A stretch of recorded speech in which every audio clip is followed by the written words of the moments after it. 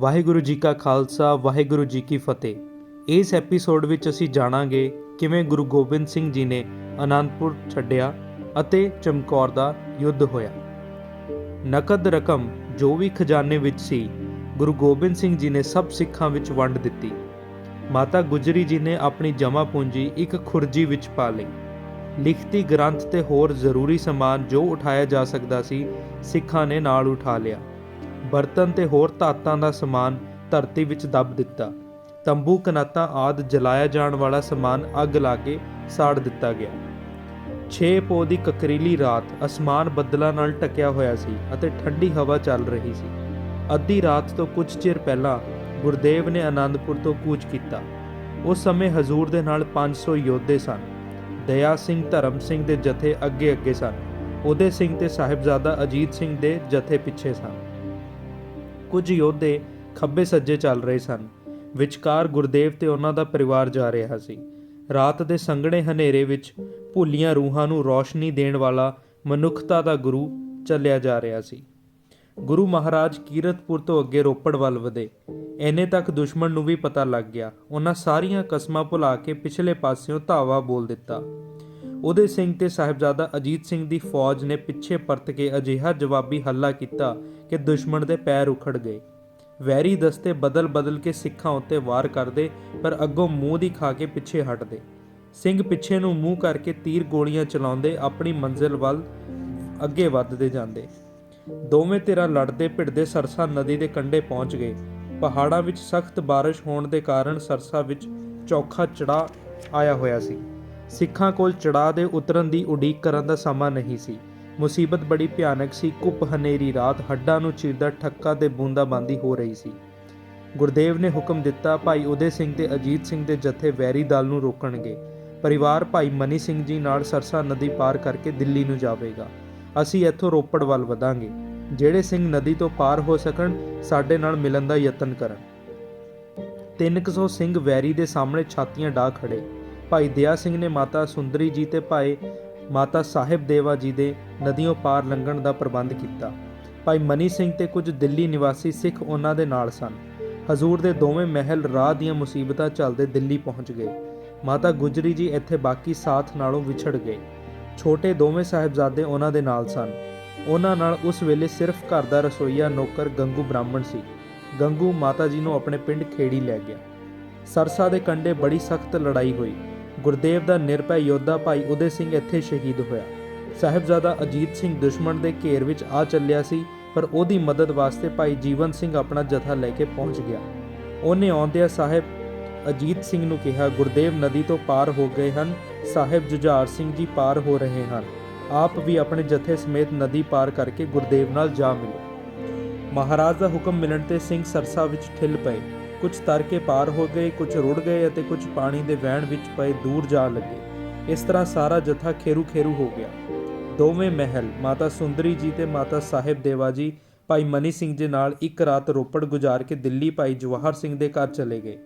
ਛੋਟੇ ਸਾਹਿਬਜ਼ਾਦੇ ਤੇ ਮਾਤਾ ਗੁਜਰੀ ਜੀ ਗੰਗੂ ਬ੍ਰਾਹਮਣ ਨਾਲ ਖੇੜੀ ਪੁੱਜ ਗਏ। ਗੁਰੂ ਮਹਾਰਾਜ ਵੱਡੇ ਦੋਵੇਂ ਸਾਹਿਬਜ਼ਾਦੇ ਤੇ 36 ਸਿੰਘ ਖੋਰ ਸਰਸਾ ਪਾਰ ਕਰਕੇ ਰੋਪੜ ਵੱਲ ਹੋ ਤੁਰੇ। ਰੋਪੜ ਤੋਂ ਅੱਗੇ ਲੰਘ ਕੇ ਗੁਰੂ ਮਹਾਰਾਜ ਨਾਲ 5 ਸਿੰਘ ਹੋਰ ਆ ਮਿਲੇ ਜੋ ਸਰਸਾ ਕੰਢੇ ਵਿਛੜ ਗਏ ਸਨ। 7 ਪੋਹ ਦੀ ਸ਼ਾਮ ਹੁੰਦਿਆਂ ਤੱਕ ਮਹਾਰਾਜ ਪਿੰਡ ਚਮਕੌਰ ਦੇ ਬਾਹਰ ਇੱਕ ਬਾਗ ਵਿੱਚ ਜਾ ਉਤਰੇ। ਉਸ ਵੇਲੇ ਮਹਾਰਾਜ ਦੇ ਨਾਲ ਵੱਡੇ ਦੋਵੇਂ ਸਾਹਿਬਜ਼ਾਦੇ ਤੇ 41 ਸਿੰਘ ਹੋਰ ਸਨ। ਚਮਕੌਰ ਦੇ ਇੱਕ ਪਾਸੇ ਜ਼ਿਮੀਂਦਾਰ ਦੀ ਵਾਹਵਾ ਖੁੱਲੀ ਹਵੇਲੀ ਸੀ। ਉਸ ਵਿੱਚ ਇੰਨੇ ਕੁ ਘੋੜਿਆਂ ਦੇ ਆਦਮੀਆਂ ਜੋਗੀ ਜਗ੍ਹਾ ਹੈ ਸੀ। ਮਾਲਕ ਜ਼ਿਮੀਂਦਾਰ ਗੁਰਦੇਵ ਨੂੰ ਆਪਣੀ ਹਵੇਲੀ ਵਿੱਚ ਲੈ ਗਿਆ। ਆਪ ਉਹ ਪਿੰਡ ਦੇ ਵਿਚਾਲੇ ਪੁਰਾਣੇ ਘਰ ਵਿੱਚ ਚਲਾ ਗਿਆ। ਹਵੇਲੀ ਵਿੱਚ ਮਾਲ ਡੰਗਰ ਵਾਸਤੇ ਕੁਝ ਕਮਰੇ ਤੇ ਇੱਕ ਚੁਬਾਰਾ ਵੀ ਸੀ। ਇੱਥੇ ਸਿੱਖਾਂ ਨੇ ਰਾਜਵਾ ਭੋਜਨ ਛਕਿਆ। ਦਿਨ ਚੜ੍ਹਦੇ ਤੱਕ ਨਦੀ ਦਾ ਚੜਾਅ ਅਸਲੋਂ ਉਤਰ ਗਿਆ। ਵੈਰੀ ਨਦੀ ਪਾਰ ਕਰਕੇ ਮਹਾਰਾਜ ਦੇ ਮਗਰ ਲੱਗ ਤੁਰਿਆ। 7 ਤੇ 8 ਪੋਹ ਦੀ ਦਰਮਿਆਨੀ ਰਾਤ ਵੈਰੀ ਦਲ ਨੇ ਚਮਕੌਰ ਨੂੰ ਆ ਘੇਰ ਪਾਇਆ। ਚਮਕੌਰ ਦਾ ਯੁੱਧ ਦੁਨੀਆ ਭਰ ਦੇ ਇਤਿਹਾਸ ਵਿੱਚੋਂ ਅਨੋਖਾ ਘਮਸਾਨ ਦਾ ਯੁੱਧ ਸੀ। ਇੱਕ ਪਾਸੇ 10 ਲੱਖ ਤੇ ਇੱਕ ਪਾਸੇ 40-41। ਸਾਰੀ ਮੁਹਿੰਮ ਦੀ ਜ਼ਿੰਮੇਦਾਰੀ ਸੂਬੇਦਾਰ ਸਰਹੰਦ ਨਵਾਬ ਵਜ਼ੀਰ ਖਾਂ ਦੇ ਸਿਰ ਸੀ। 8 ਪੋਹ ਦਾ ਸੂਰਜ ਚੜ੍ਹਦਿਆਂ ਹੀ ਉਹਨੇ ਚਮਕੌਰ ਦੀ ਉਸ ਕੱਚੀ ਹਵੇਲੀ ਉੱਤੇ ਧਾਵਾ ਬੋਲ ਦਿੱਤਾ। ਵੈਰੀ ਮਾਰ ਦੇ ਹੇਠ ਆਇਆ ਤਾਂ ਅੱਗੋਂ 44 ਯੋਧਿਆਂ ਨੇ ਦੁਸ਼ਮਣ ਦਲ ਦੇ ਤੀਰਾਂ ਗੋਲੀਆਂ ਨਾਲ ਸਵਾਗਤ ਕੀਤਾ। ਇਹ ਟਾਕਰਾ ਵੈਰੀ ਦੇ ਕਿਆਸ ਦੇ ਉਲਟ ਸੀ। ਵਜ਼ੀਰ ਖਾਂ ਦਾ ਖਿਆਲ ਸੀ ਕਿ ਇੰਨੀ ਘੱਟ ਗਿਣਤੀ ਅੱਗੋਂ ਹੱਥ ਹੀ ਨਹੀਂ ਉਠਾਵੇਗੀ, ਪਰ ਜਿਸ ਦਲੇਰੀ ਨਾਲ ਅੱਗੋਂ ਸਿੰਘਾਂ ਨੇ ਟਾਕਰਾ ਕੀਤਾ ਵੇਖ ਕੇ ਵੈਰੀ ਘਬਰਾ ਗਿਆ।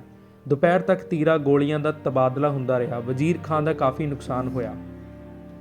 ਮਲੇਰਕੋਟਲੀਏ ਕੁਝ ਸੱਜਰ ਸਾਹ ਫੌਜ ਲੈ ਕੇ ਹੁਣੇ ਆਏ ਸਨ। ਉਹ ਵਜ਼ੀਰ ਖਾਂ ਦੇ ਲਲਕਾਰੇ ਹੋਏ ਹਵੇਲੀ ਵੱਲ ਅੱਗੇ ਵਧੇ। ਨਾਹਰ ਖਾਂ ਬੜਾ ਦਲੇਰ ਜਵਾਨ ਸੀ। ਉਹ ਪੌੜੀ ਲਾ ਕੇ ਕੰਧ ਤੋਂ ਜ਼ਰਾ ਉੱਚਾ ਹੋਇਆ ਹੀ ਸੀ ਕਿ ਗੁਰੂ ਮਹਾਰਾਜ ਦਾ ਤੀਰ ਉਹਦੀ ਛਾਤੀ ਵਿੱਚ ਦੀ ਨਿਕਲ ਗਿਆ। ਨਾਲ ਦੀ ਪੌੜੀ ਉੱਤੇ ਉਸਦੇ ਬਰਾਬਰ ਗਨੀ ਖਾਂ ਨੇ ਸਿਰ ਕੱਢਿਆ ਤਾਂ ਗੁਰਦੇਵ ਦਾ ਦੂਸਰਾ ਤੀਰ ਉਸ ਨੂੰ ਆ ਲੱਗਾ। ਦੋਵੇਂ ਜਵਾਨ ਪ੍ਰਾਣ ਤਿਆਗ ਕੇ ਧਰਤੀ ਤੇ ਆ ਡਿੱਗੇ। ਉਹਨਾਂ ਦੇ ਨਾਲ ਤੀਸਰਾ ਖਵਾਜਾ ਮਹਿਮੂਦ ਅਲੀ ਪੌੜੀ ਚੜ੍ਹ ਰਿਹਾ ਸੀ। ਸਾਥੀਆਂ ਨੂੰ ਡਿੱਗਦਿਆਂ ਵੇਖ ਕੇ ਉਹ ਬਿਨਾਂ ਤੀਰ ਖਾਦੇ ਹੀ ਕੰਧ ਓਲੇ ਹੋ ਕੇ ਜਾਨ ਬਚਾ ਗਿਆ।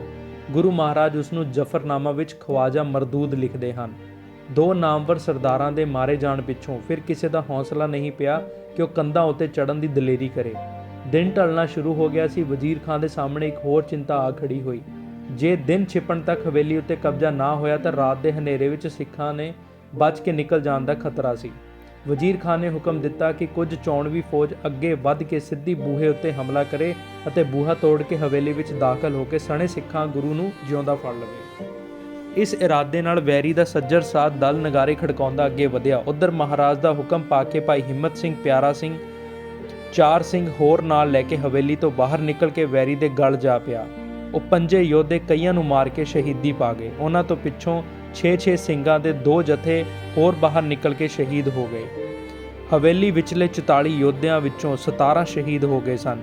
ਵੈਰੀ ਫਿਰ ਲਲਕਾਰੇ ਮਾਰਦਾ ਅੱਗੇ ਵੱਧ ਰਿਹਾ ਸੀ। ਐਨ ਇਸ ਵੇਲੇ 8 ਸਿੰਘਾਂ ਨੂੰ ਨਾਲ ਲੈ ਕੇ ਵੱਡੇ ਸਾਹਿਬਜ਼ਾਦਾ ਬਾਬਾ ਅਜੀਤ ਸਿੰਘ ਜੀ ਗੁਰਦੇਵ ਦੇ ਸਾਹਮਣੇ ਆ ਖੜੇ ਹੋਏ।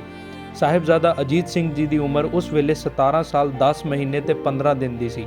ਉਹਨਾਂ ਦੇ ਨਾਲ ਸਨ ਪਿਆਰਾ, ਮੋਹਕਮ ਸਿੰਘ, ਈਸ਼ਰ ਸਿੰਘ, ਦੇਵਾ ਸਿੰਘ, ਕੀਰਤੀ ਸਿੰਘ, ਮੋਹਰ ਸਿੰਘ, ਨੰਦ ਸਿੰਘ, ਲਾਲ ਸਿੰਘ ਤੇ ਕੇਸਰ ਸਿੰਘ। ਇਸ ਵੇਲੇ ਗੁਰੂ ਗੋਬਿੰਦ ਸਿੰਘ ਜੀ ਦੇ ਹੌਸਲੇ ਨੂੰ ਸਮਝਣ ਦਾ ਯਤਨ ਕਰਨਾ ਚਾਹੀਦਾ ਹੈ।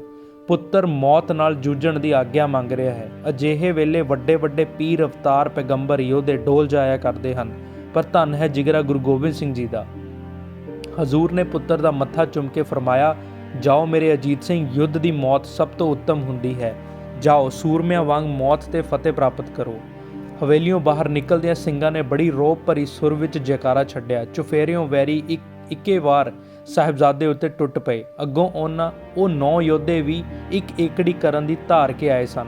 ਉਹਨਾਂ ਦੇ ਤਿੱਖੇ ਤੀਰਾਂ ਨੇ ਕਈਆਂ ਦੀਆਂ ਛਾਤੀਆਂ ਚੀਰ ਦਿੱਤੀਆਂ। ਸਿੰਘਾਂ ਕੋਲੋਂ ਤੀਰ ਗੋਲੀਆਂ ਮੁੱਕ ਗਏ ਤਾਂ ਉਹਨਾਂ ਤਲਵਾਰਾਂ ਸੰਭਾਲ ਲਈਆਂ। ਜਿਸ ਪਾਸੇ ਯੋਧੇ ਹੱਲਾ ਕਰਕੇ ਪੈਂਦੇ, ਵੈਰੀ ਦੇ 70 ਵਿਛਾ ਦਿੰਦੇ। ਅੰਤ 9 ਦੇ 9 ਯੋਧੇ ਕਈ ਫੱਟ ਖਾ ਸ਼ਹੀਦੀਆਂ ਪ੍ਰਾਪਤ ਕਰ ਗਏ।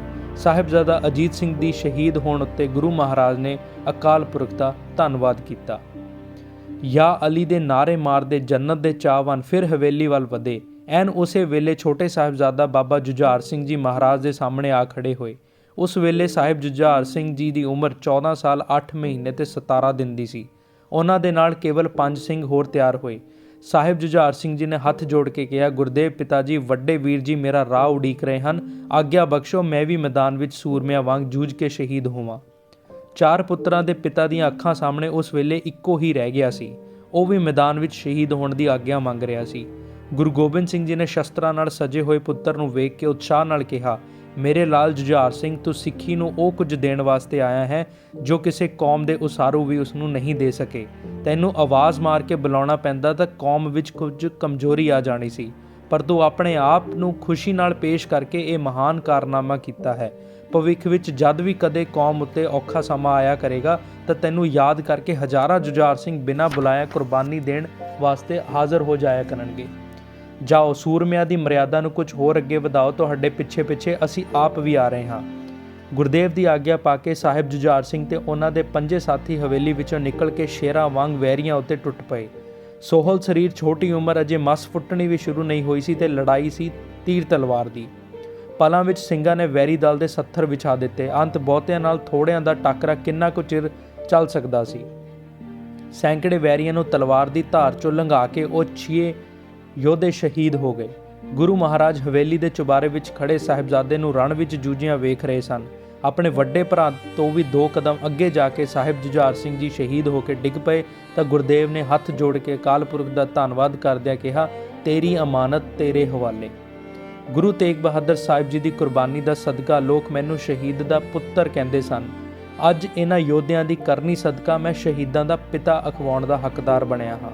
ਉਸ ਵੇਲੇ ਦਿਨ ਛਿਪ ਚੁੱਕਾ ਸੀ, ਹਨੇਰਾ ਪੈਰੋਂ ਪੈਰ ਵੱਧ ਰਿਹਾ ਸੀ। ਗੁਰਦੇਵ ਸਿੰਘਾਸਣ ਤੋਂ ਉੱਠੇ ਤੇ ਮੈਦਾਨ ਵਿੱਚ ਜੂਝਣ ਦੀ ਤਿਆਰੀ ਕਰਨ ਲੱਗੇ। ਭਾਈ ਦਇਆ ਸਿੰਘ ਜੀ ਨੇ ਵੇਖ ਕੇ ਚਿੰਤਾ ਭਰੀ ਸੁਰ ਵਿੱਚ ਕਿਹਾ, ਸੱਚੇ ਪਾਤਸ਼ਾਹ ਆਪ? ਹਾਂ ਪਿਆਰੇ ਦਇਆ ਸਿੰਘ, ਇਸ ਨਾਲੋਂ ਪਵਿੱਤਰ ਥਾਂ ਹੋਰ ਕੋਈ ਨਹੀਂ ਮਿਲੇਗੀ। ਜੀਵਨ ਦਾ ਆਖਰੀ ਸਿੱਟਾ ਹੈ ਚੰਗੀ ਮੌਤ। ਅਸੀਂ ਵੀ ਅੱਜ ਇਸੇ ਥਾਂ ਸ਼ਹੀਦੀ ਪ੍ਰਾਪਤ ਕਰਨਾ ਚਾਹੁੰਦੇ ਹਾਂ। ਇਸ ਤੋਂ ਪਹਿਲਾਂ ਅਸੀਂ ਇੱਕ ਰਸਮ ਪੂਰੀ ਕਰਨਾ ਚਾਹੁੰਦੇ ਹਾਂ। ਸਾਰੇ ਸਿੰਘ ਸਾਡੇ ਸਾਹਮਣੇ ਆਓ। ਉਸ ਵੇਲੇ ਹਵੇਲੀ ਵਿੱਚ 11 ਸਿੰਘ ਬਾਕੀ ਰਹਿ ਗਏ ਸਨ। ਦੋਵੇਂ ਸਾਹਿਬਜ਼ਾਦੇ ਤੇ 30 ਸਿੰਘ ਸ਼ਹੀਦ ਹੋ ਚੁੱਕੇ ਹਨ। ਸਾਰੇ ਸਿੰਘ ਗੁਰਦੇਵ ਦੇ ਸਾਹਮਣੇ ਆ ਹਾਜ਼ਰ ਹੋਏ। ਖਾਲਸਾ ਜੀ, ਗੁਰਦੇਵ ਨੇ ਫਿਰ ਕਹਿਣਾ ਸ਼ੁਰੂ ਕੀਤਾ, ਸਹੀ ਅਰਥਾਂ ਵਿੱਚ ਤਾਂ ਅਸਾਂ ਉਸ ਦਿਨ ਹੀ ਗੁਰਿਆਈ ਦਾ ਫੈਸਲਾ ਕਰ ਦਿੱਤਾ ਸੀ ਜਦ ਆਪਣਾ ਉੱਤਰ ਅਧਿਕਾਰੀ ਚੁਣਨ ਲੱਗਿਆ। ਇੱਕ ਦੀ ਥਾਂ 5 ਪਿਆਰਿਆਂ ਦੀ ਪੰਚਾਇਤ ਚੁਣੀ ਸੀ। ਅੱਜ ਅਸੀਂ ਉਸ ਫੈਸਲੇ ਨੂੰ ਸਾਫ਼ ਸ਼ਬਦਾਂ ਵਿੱਚ ਦੁਹਰਾਉਂਦੇ ਹਾਂ। ਸਾਡੇ ਪਿੱਛੋਂ ਕੋਈ ਦੇਹਧਾਰੀ ਗੁਰੂ ਨਹੀਂ ਹੋਵੇਗਾ। ਆਦਿ ਗੁਰੂ ਗ੍ਰੰਥ ਸਾਹਿਬ ਦੀ ਤਾਬਿਆ ਪੰਥ ਹੀ ਗੁਰੂ ਹੈ ਤੇ ਪੰਥ ਦੀ ਨੁਮਾਇੰਦਗੀ ਉਸ ਦੇ ਚੁਣੇ ਹੋਏ 5 ਪਿਆਰੇ ਕਰਿਆ ਕਰਨਗੇ। ਇਹ ਕਹਿ ਕੇ ਗੁਰਦੇਵ ਨੇ ਸਿੰਘਾਂ ਦੇ ਸਾਹਮਣੇ ਸਿਰ ਝੁਕਾ ਦਿੱਤਾ। ਹੁਣ ਸਾਨੂੰ ਆਗਿਆ ਬਖਸ਼ੋ, ਅਸੀਂ ਮੈਦਾਨ ਵਿੱਚ ਜਾ ਕੇ ਸ਼ਹੀਦ ਹੋਵਾਂਗੇ। ਸੱਚੇ ਪਾਤਸ਼ਾਹ ਦਇਆ ਸਿੰਘ ਨੇ ਕੁਝ ਮਾਣ ਤੇ ਅਧਿਕਾਰ ਭਰੀ ਸੁਰ ਵਿੱਚ ਕਿਹਾ, ਇਸ ਵੇਲੇ ਪੰਥ ਗੁਰੂ ਹੈ, ਸੋ ਆਪ ਜੀ ਨੂੰ ਵੀ ਪੰਥ ਦਾ ਹੁਕਮ ਮੰਨਣਾ ਪਵੇਗਾ ਜਿਵੇਂ ਹੋਰ ਸਿੱਖ ਮੰਨਦੇ ਹਨ।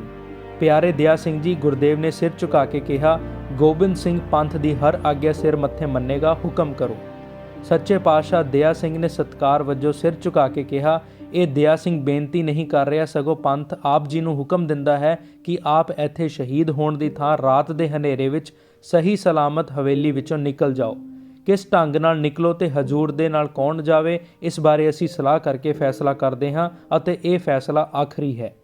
ਰਾਤ ਪੈ ਚੁੱਕੀ ਸੀ। ਸ਼ਾਹੀ ਅਫਸਰਾਂ ਨੇ ਫੈਸਲਾ ਕੀਤਾ ਕਿ ਰਾਤ ਘੇਰਾ ਮੁਕੰਮਲ ਰੱਖਿਆ ਜਾਵੇ ਅਤੇ ਦਿਨੇ ਗੁਰੂ ਨੂੰ ਜਿਉਂਦੇ ਨੂੰ ਫੜ ਲਿਆ ਜਾਵੇਗਾ। ਗੁਰਦੇਵ ਨੂੰ ਜਿਉਂਦਿਆਂ ਫੜਨ ਵਿੱਚ ਹੀ ਵੈਰੀ ਆਪਣੀ ਪੂਰੀ ਜਿੱਤ ਸਮਝਦੇ ਸਨ। ਅੱਧੀ ਕੁ ਰਾਤ ਦੇ ਕਰੀਬ ਗੁਰਦੇਵ ਦੇ ਹਵੇਲੀ ਵਿੱਚੋਂ ਨਿਕਲਣ ਦੀ ਤਿਆਰੀ ਹੋਈ। ਭਾਈ ਦਇਆ ਸਿੰਘ, ਭਾਈ ਧਰਮ ਸਿੰਘ ਤੇ ਭਾਈ ਮਾਨ ਸਿੰਘ ਗੁਰੂ ਮਹਾਰਾਜ ਦੇ ਨਾਲ ਜਾਣ ਵਾਸਤੇ ਤਿਆਰ ਹੋਏ। ਇਹ ਵੀ ਜ਼ਰੂਰੀ ਸਮਝਿਆ ਗਿਆ ਕਿ ਗੁਰੂ ਜੀ ਦੇ ਹਵੇਲੀ ਵਿੱਚ ਮੌਜੂਦ ਹੋਣ ਦਾ ਭੁਲੇਖਾ ਵੈਰੀ ਦੇ ਦਿਲ ਵਿੱਚ ਕਾਇਮ ਰਹਿਣਾ ਚਾਹੀਦਾ ਹੈ। ਸੋ ਭਾਈ ਸੰਗਤ ਸਿੰਘ ਜੀ ਦੇ ਸਿਰ ਤੇ ਮਹਾਰਾਜ ਦੀ ਕਲਗੀ ਸਜਾ ਕੇ ਤੇ ਉਹ ਪੋਸ਼ਾਕ ਪਹਿਨਾ ਕੇ ਸਿੰਘਾਸਣ ਉੱਤੇ ਬਿਠਾ ਦਿੱਤਾ ਗਿਆ। ਭਾਈ ਸੰਗਤ ਸਿੰਘ ਜੀ ਦਾ ਹੋਲੀਆ ਤੇ ਕੱਦ ਹੂਬਹੂ ਗੁਰਦੇਵ ਨਾਲ ਮਿਲਦੇ ਸਨ। ਭਾਈ ਸੰਗਤ ਸਿੰਘ ਜੀ ਪਾਸ ਉਸ ਵੇਲੇ 7 ਸਿੰਘ, ਭਾਈ ਸੰਤ ਸਿੰਘ, ਰਾਮ ਸਿੰਘ, ਕੇਰ ਸਿੰਘ, ਸੰਤੋਖ ਸਿੰਘ, ਦੇਵਾ ਸਿੰਘ, ਜਿਉਣ ਸਿੰਘ ਤੇ ਕਾਠਾ ਸਿੰਘ ਹੋਰ ਸਨ। ਗੁਰੂ ਜੀ ਨੇ ਹੁਕਮ ਦਿੱਤਾ, ਇਹ 8 ਸਿੰਘ ਹਵੇਲੀ ਵਿੱਚ ਪਿੱਛੇ ਰਹਿਣਗੇ। ਸਾਰੀ ਰਾਤ ਗੋਲੀ ਚਲਾਉਂਦੇ ਤੇ ਨਗਾਰਾ ਖੜਕਾਉਂਦੇ ਰਹਿਣਾ। ਭਲਕੇ ਦਿਨ ਚੜ੍ਹੇ ਇੱਕ ਸਿੰਘ ਨੇ ਮੈਦਾਨ ਵਿੱਚ ਲੜ ਕੇ ਸ਼ਹੀਦ ਹੋ ਜਾਣਾ। ਜਿਉਂਦੇ ਜੀ ਵੈਰੀ ਦੇ ਕਾਬੂ ਨਹੀਂ ਆਉਣਾ। ਅਸੀਂ ਇੱਥੇ ਸ਼ਹੀਦ ਹੋਣ ਵਾਲਿਆਂ ਨੂੰ ਮੁਕਤਿਆਂ ਦਾ ਵਰ ਦਿੰਦੇ ਹਾਂ। ਪੰਥ ਸਦਾ ਇਹਨਾਂ ਨੂੰ ਮੁਕਤੇ ਕਹਿ ਕੇ ਯਾਦ ਕਰਿਆ ਕਰੇਗਾ।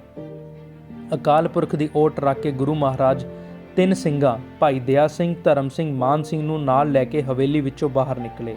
ਮਿੱਥੀ ਵਿਉਂਤ ਅਨੁਸਾਰ ਚੌਹਾਂ ਨੇ ਵੱਖ-ਵੱਖ ਪਾਸਿਆਂ ਨੂੰ ਨਿਖੜ ਕੇ ਜਾਣਾ ਸੀ ਤਾਂ ਕਿ ਵੈਰੀ ਨੂੰ ਭੁਲੇਖਾ ਪਾਇਆ ਜਾ ਸਕੇ। ਹਜ਼ੂਰ ਨੇ ਸਮਝਾ ਦਿੱਤਾ ਕਿ ਘੇਰੇ 'ਚੋਂ ਬਾਹਰ ਨਿਕਲ ਕੇ ਉਸ ਤਾਰੇ ਦੀ ਸੇਧ ਉੱਤੇ ਚੱਲਣਾ ਹੈ। ਇੱਕ ਪਾਸੇ ਗੁਰੂ ਮਹਾਰਾਜ ਨੇ ਉੱਚੀ ਆਵਾਜ਼ ਵਿੱਚ ਕਿਹਾ, ਸਿੱਖਾਂ ਦਾ ਗੁਰੂ ਜਾ ਰਿਹਾ ਹੈ, ਕਿਸੇ ਵਿੱਚ ਹਿੰਮਤ ਹੈ ਤਾਂ ਰੋਕ ਲਵੇ। ਦੁਸ਼ਮਣ ਉੱਬੜ ਵਾਹੇ ਜਾਗ ਪਏ। ਦੂਸਰੇ ਪਾਸਿਓਂ ਭਾਈ ਦਇਆ ਸਿੰਘ ਦੀ ਆਵਾਜ਼ ਆਈ, ਇੱਧਰ ਗੁਰੂ ਇੱਧਰ ਜਾ ਰਿਹਾ ਜੇ। ਤੀਸਰੇ ਪਾਸਿਓਂ ਭਾਈ ਧਰਮ ਸਿੰਘ ਜੀ ਨੇ ਕਿਹਾ, ਤਕੜੇ ਹੋਵੋ, ਸਿੱਖਾਂ ਦਾ ਗੁਰੂ ਤਾਂ ਇਸ ਪਾਸੇ ਜਾ ਰਿਹਾ ਹੈ। ਚੌਥੇ ਪਾਸਿਓਂ ਭਾਈ ਮਾਨ ਸਿੰਘ ਨੇ ਇਹ ਆਵਾਜ਼ ਉੱਚੀ ਕੀਤੀ। ਹਵੇਲੀ ਵਿੱਚੋਂ ਨਿਕਲਣ ਲੱਗਿਆਂ ਸਾਰਿਆਂ ਨੇ ਭੇਸ ਬਦਲ ਲਏ ਸਨ। ਤਿੰਨੇ ਸਿੰਘ ਵੱਖੋ-ਵੱਖ ਪਾਸਿਆਂ ਤੋਂ ਆਵਾਜ਼ਾਂ ਦੇ ਰਹੇ ਸਨ ਕਿ ਗੁਰੂ ਇਸ ਪਾਸੇ ਜਾ ਰਿਹਾ ਹੈ। ਉਧਰ ਹਵੇਲੀ ਵਿੱਚੋਂ ਨਗਾਰੇ ਦੀ ਗੂੰਜ ਦੇ ਨਾਲ ਇੱਕ ਸਿੰਘ ਦੀ ਆਵਾਜ਼ ਆਈ, ਇੱਧਰ ਵੇਖੋ, ਗੁਰੂ ਹਵੇਲੀ ਵਿੱਚ ਬੈਠਾ ਹੈ। ਵੈਰੀਆਂ ਨੇ ਬਲਦੀਆਂ ਮਸਾਲਾਂ ਉੱਚੀਆਂ ਕਰਕੇ ਵੇਖਿਆ। ਚੁਬਾਰੇ ਦੇ ਖੁੱਲ੍ਹੇ ਬੂਹੇ ਦੇ ਅੰਦਰ ਭਾਈ ਸੰਗਤ ਸਿੰਘ ਜੀ ਕਲਗੀ ਜਗ੍ਹਾ ਸਜਾਈ ਸਿੰਘਾਸਣ ਤੇ ਬੈਠੇ ਤੀਰ ਚਲਾ ਰਹੇ ਸਨ। ਦੁਸ਼ਮਣ ਦਲ ਵਿੱਚ ਹਲਚਲ ਮਚ ਗਈ। ਕਈ ਆਪਸ ਵਿੱਚ ਹੀ ਕੱਟ ਮਰੇ। ਘੇਰੇ ਤੇ ਖੜੇ ਦਸਤਿਆਂ ਦੀ ਤਰਤੀਬ ਟੁੱਟ ਗਈ। ਇਸ ਗੜਬੜ ਵਿੱਚ ਗੁਰੂ ਜੀ ਤੇ ਤਿੰਨੇ ਸਿੰਘ ਘੇਰੇ ਵਿੱਚੋਂ ਨਿਕਲ ਗਏ। ਅਗਲੇ ਦਿਨ 9 ਪੌਹ ਨੂੰ ਵੈਰੀ ਨੇ ਦਿਨ ਚੜ੍ਹਦੇ ਨਾਲ ਹੀ ਹਵੇਲੀ ਉੱਤੇ ਧਾਵਾ ਬੋਲ ਦਿੱਤਾ। ਅੰਦਰਲੇ 8 ਸਿੰਘ ਹਵੇਲੀ ਚੋਂ ਬਾਹਰ ਨਿਕਲ ਕੇ ਮਰਦਾਂ ਵਾਂਗ ਲੜ ਕੇ ਸ਼ਹੀਦ ਹੋ ਗਏ। ਸ਼ਹੀਦ ਹੋਏ ਪਏ ਸੰਗਤ ਸਿੰਘ ਜੀ ਦਾ ਸਿਰ ਵੈਰੀ ਨੇ ਉਤਾਰ ਲਿਆ। ਗੁਰੂ ਜੀ ਵਾਲੀ ਪੋਸ਼ਾਕ ਤੇ ਸੀਸ ਉੱਤੇ ਕਲਗੀ ਵੇਖ ਕੇ ਦੁਸ਼ਮਣ ਭੁਲੇਖਾ ਖਾ ਗਿਆ ਤੇ ਸਾਰੀ ਫੌਜ ਵਿੱਚ ਰੌਲਾ ਪੈ ਗਿਆ ਕਿ ਗੁਰੂ ਜੀ ਸ਼ਹੀਦ ਹੋ ਗਏ ਹਨ। ਪਰ ਕੁਝ ਜਾਣੂਆਂ ਨੇ ਭਾਈ ਸੰਗਤ ਸਿੰਘ ਜੀ ਦਾ ਸਿਰ ਵੇਖ ਕੇ ਕਹਿ ਦਿੱਤਾ ਕਿ ਇਹ ਗੁਰੂ ਜੀ ਨਹੀਂ।